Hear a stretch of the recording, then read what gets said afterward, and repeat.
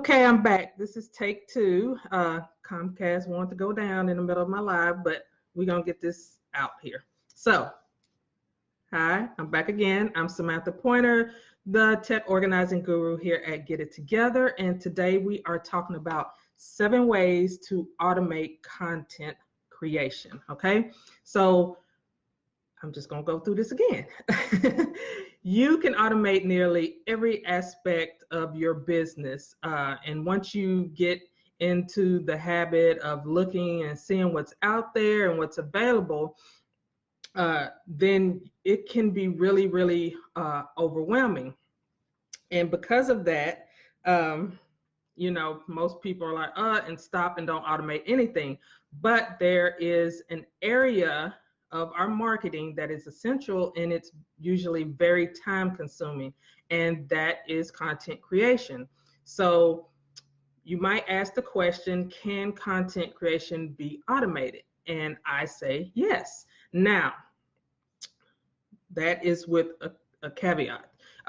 You don't want to automate it to the point where it's no longer unique and it's no longer valuable to the people out there you're sharing this information with, this content you're creating, whether it's to your clients, to potential clients, to the mass public.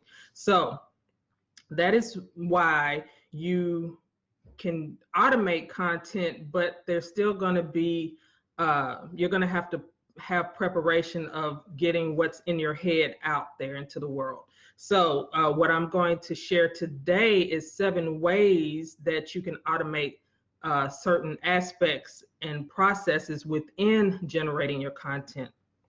So number 1 was generating ideas. So, I hear a lot, I don't know what to write about, I don't know what to talk about, how do I lead people to my course, how do I lead people to my lead magnet or my opt-in, how do I share my knowledge with the world?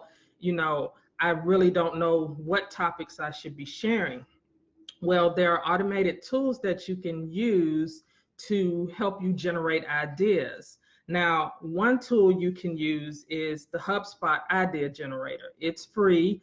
Just type in HubSpot Idea Generator and it'll pop up. You can type in keywords. So keywords are like if your coach, your consultant, you can type in business coach or whatever keywords that you would want people to use when searching for your product. You can type that in there and it will give you ideas of content. In some cases, it can give you great, it can give you great titles or headlines to use or how to title your particular article when you're writing. So that is one tool you can use. Another one you can use is funnel scripts. Now, I use funnel scripts. Funnel scripts isn't just for generating ideas. They do have an idea generator in there, a brainstormer that generates topics centered around what you're selling or centered around what you're giving away or centered around your expertise. And that's very helpful. Like you can get over 100 topics to use. Okay, so that is another thing you can use is funnel scripts. Now, again, funnel scripts is more than just that. If you need help with sales copy or what to share on your social media or anything like that, funnel scripts is a great investment to help you do that. So you are not always scrambling, wondering, what do I post? What content do I need to put out there? Okay, so the next area is typing. Now, I love to type. I actually like typing more than writing, only because my hand cramps up. So I can really flow when I'm typing out my ideas or typing out my blog post or things of that nature. But you can automate that process by using voice recognition software. Now, there's Dragon Voice out there, but a free version you can use that most people don't know about is Google Docs. Google Docs has record your voice to text feature built in. So you can actually open up Google Docs, go up to the top, I think it's under Tools, and you'll see like a little microphone, and you press that and start speaking into it, and it's pretty accurate. And you just start dictating what you want to get out there, and that's one way to automate creating your blog post, creating content, and then all you have to do is copy and paste into your editor. So that is a way to automate content creation. Now, a third thing is grammar and tightening up grammar check. Now, I know on the internet, it's not as crucial for your grammar to be, 100%. A lot of slang is spoken online, and that's cool, especially if that's the audience you're catering to. But there are times, especially if you have a high-end coaching package you're pushing or something like that, where you want your grammar to be the best it can be. Otherwise, people aren't going to take you serious, okay?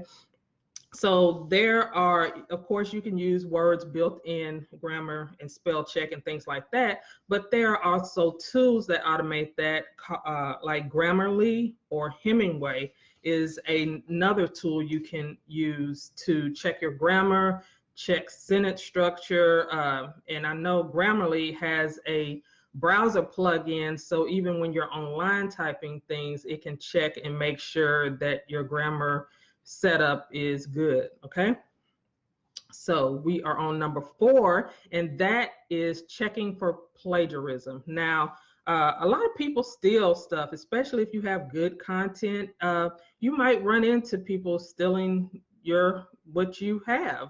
I've seen people steal whole programs and whole courses from people. So it's definitely something you need to be aware of and be ahead of, so you don't get taken advantage of. And one tool you can use to automate that process is Copyscape. Now, I have Copyscape installed on my website, so I'm told if someone, steals some of my content, and it's free, it's a plugin, so you can definitely use that. If you have content that you've written and you want to check to see if it's somewhere else, you can use their pay-as-you-go service. I think for like, I don't know, I think I paid $20 for 500 searches. You can plug it in, copy paste, and it can tell you if this has been found on any other website. So those are just ways that you can automate checking for plagiarism, because whatever you write on your website or on the internet is your intellectual property. And so you want to make sure that people aren't just running off with your thing, okay? So definitely check out Copyscape. Let's see, 1, 2, 3, 4, 5. Repurposing. Repurposing is a great way to automate your content creation. So say you want to repurpose blog posts into videos, or videos into blog post, or even videos and recordings into audio recordings. You might want to repurpose it on different platforms too. I know I use a tool right now called Simple Social Press. And Simple Social Press takes these Facebook Lives I do, and once I hit end video and I'm done, it automatically uploads everything to my website as a blog post. So then all I have to do is go in, add in my copy, or it takes the copy I put here. Like if I put more information in the description box, it would take it and make a blog post out of it. And then you go in, edit it how you want to. It has a call to action button on there. So really love Simple Social Press. That has really helped me to keep up my blogging a regular thing and to automate that process, because it used to be a pain in the butt to have to go and download my Facebook Live and then upload it, to another service, so I wouldn't have bandwidth issues, and then move it over to my blog and then put in all the copy. Like that is time consuming. but I automated that process by using Simple Social Press. So definitely check that out. You can also use automation tools like Zapier and If This Then That, or IFTTT, that can automate certain areas where if you say you uploaded a new video to YouTube, you could make a zap, or you could make a recipe from If This Then That that automatically uploads it to your blog to make a blog post. So that's another way you can repurpose. I'll tell you, when I do blog posts, I have a WordPress site, so I have a plugin that automatically posts it to my different social media automatically, and then I use CodeSchedule to actually repurpose it even more by making sure that it goes out on certain dates, just to keep it in circulation out there. So that is a great way of automating your repurposing. So just one-time setup when you're doing your blog posts can be repurposed. And there's even another tool you can use called Missing Letter that can automate blog posts that have been written and published, can actually post it to all your different social media sites you choose for the rest of the year. So that means you set up one time, you do one blog post, it goes to Missing Letter, and it sends it out different ways all over, I think it's like 12 times. So once a month, or however frequency you want, because you can add in more, and your content is constantly getting out there. So that is one way to repurpose and automate repurposing. Now that leads me to 6, which is content management. So a content management system, or CMS, are systems where you can create, edit, organize, and publish your content all in one place. And one of the biggest CMSs out there is WordPress. That's what I use, and I love WordPress. You can use Squarespace or any of those other CMSs out there, but I prefer WordPress. One, because Google loves WordPress sites. They rank them higher. It is, been proven. And number 2, there are tons of plugins you can use to automate different aspects of your content. And so, again, I had talked about how I used a plug-in. As soon as I publish a blog, it's being sent out to all my different social media sites. And, and that's a WordPress plugin. Simple Social Press is a WordPress plugin. So that is my content management system of choice, is WordPress. And I'm able to automate a lot of my content creation because of that. So that is number 6. That's what you can use. And if you use like, Shopify or Squarespace, take a look at what plugins they have that can automate, whether that's sending out a ping or a ding to the different social media sites when you publish new content, or just check out and see what they have available to help you. Hey, Deidre, to help you automate your content management. And finally, number 7 is outsourcing your website. So if you really don't want to deal with your content creation, you can always hire someone to do it for you. There are plenty of ghostwriters out there.